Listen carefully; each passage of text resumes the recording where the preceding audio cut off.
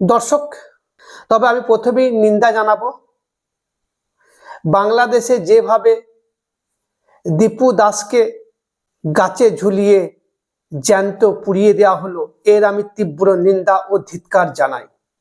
এটা সভ্য সমাজে মেনে নেওয়া যায় না। একটা সংখ্যালঘু ভাইকে এইভাবে বাংলাদেশে মারা হলো, খুন করা হলো, এর তীব্র নিন্দা ও ধিক্কার জানাই।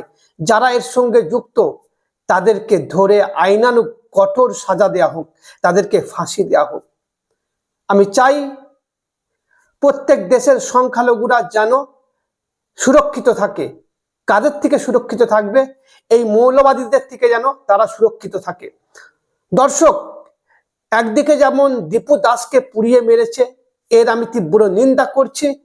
আমি রাজস্থানের আফরাজুলকে যখন পেট্রোল দিয়ে জ্যান্ত পুড়িয়ে দিয়েছিল শম্ভুলাল, আমি সেই জঙ্গিরও বিরুদ্ধে তীব্র নিন্দা ও ধিক্কার জানিয়েছিলাম। তখন আমাদের ভারতের এক শ্রেণীর মিডিয়া চুপ ছিল। আজ বাংলাদেশে হয়েছে, তারা বলছে এটা মানবতার লজ্জা। সত্যি মানবতার লজ্জা। আমি এর তীব্র নিন্দা ও ধিক্কার জানাচ্ছি। প্রত্যেক দেশের সংখ্যালঘুদের নিরাপত্তা দেওয়ার দায়িত্ব সংখ্যাগুরুদের। সংখ্যালঘুরা ভাই আর সংখ্যাগুরুরা দাদা প্রত্যেক দেশের। তাই দাদার উচিত ভাইদের নিরাপত্তা দেওয়া। আমাদের ভারতে যখন এই আফরাজুলকে জ্যান্ত পেট্রোল দিয়ে পুড়িয়ে দেওয়া হয় ধর্মের ভিত্তিতে, আকলাককে জ্যান্ত পিটিয়ে লিঞ্চিং করা হয় ধর্মের ভিত্তিতে, এরও যেমন তীব্র নিন্দা ধিক্কার জানিয়েছিলাম। অপরাধীদের কঠোর সাজার দাবি করেছিলাম আইনানুগ। আমি বাংলাদেশের ঘটনারও আমি তীব্র নিন্দা ও ধিক্কার জানাচ্ছি। ইউনূস সরকারের সঙ্গে মোদী সরকারের কোনো পার্থক্য নেই। দুটো সরকার এখন মৌলবাদী সরকার চালাচ্ছে। ইসলাম আগুন দিয়ে পুড়িয়ে মারার কথা বলে না।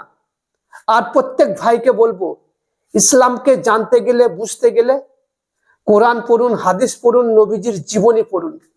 এই দাড়ি টুপি দেখে ইসলামকে বিচার করবেন না। এরা কেউ মুসলিম নয় যারা এই কাজটা ঘটিয়েছে। এদেরকে প্রত্যেককে প্রকাশ্যে ফাঁসি দেওয়া হোক, গুলি করা হোক।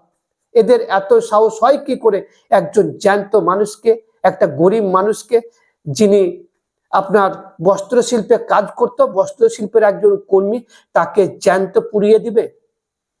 সে অন্যায় করলে আইন আছে দেশের, দেশের আইন কানুন তাকে সাজা দিবে। আইন হাতে তুলে নেওয়ার অধিকার তাদেরকে কে দিয়েছে? ইউনূস সরকারের উচিত এটাকে তদন্ত করে দোষীদের কঠোর সাজা দেওয়া। সাথে সাথে বলে রাখি, এই বাংলাদেশি হাদি নামে একজন যুবককে গুলি করে হত্যা করা হয়েছে। সে চিকিৎসাধীন অবস্থায় সিঙ্গাপুরে মারা গেছেন। বাংলাদেশে এখন চলছে অরাজকতা। এটা যদি রাজনীতি হয়, মানুষ খুন করা, আমি এই রকম রাজনীতিকে ধিক্কার জানাই। এইরকম রাজনীতিতে আমি লাথি মারি। সরকারের উচিত সংখ্যালঘুদের নিরাপত্তা দেওয়া। সংখ্যাগুরুদের উচিত সংখ্যালঘুদের পাশে থাকা। যারা সংখ্যালঘুদের উপর অত্যাচার করছে, তাদের উপর লিঞ্চিং করছে, মারধর করছে, উপরওয়ালার কাছে একটা দোয়া করছি, সেই সমস্ত অপরাধীদেরকে তুমি নিজের হাতে শাস্তি দাও।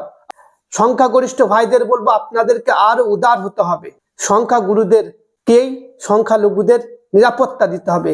এটা সংখ্যাগুরুদের দায়িত্ব। যে দেশেই হোক না কেন, প্রত্যেক দেশের উচিত, প্রত্যেক দেশের সরকারের উচিত সংখ্যালঘুদের নিরাপত্তা নিশ্চিত করা।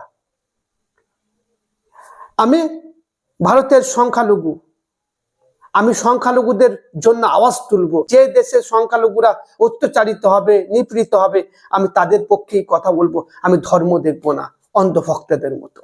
দর্শক, এই ভিডিওটা ব্যাপক শেয়ার করুন। আবার বলছি, ইউনূস সরকারের উচিত এই ঘটনাটা যারা ঘটিয়েছে তাদেরকে আইনানুগ কঠোর সাজা দেওয়া। দর্শক, এই নিয়ে আপনাদের মতামত অতি অবশ্যই কমেন্টে জানাবেন। ফেসবুকে দেখলে ফলো করুন, ইউটিউবে দেখলে সাবস্ক্রাইব করে পাশে থাকুন। জয় হিন্দ, জয় বাংলা।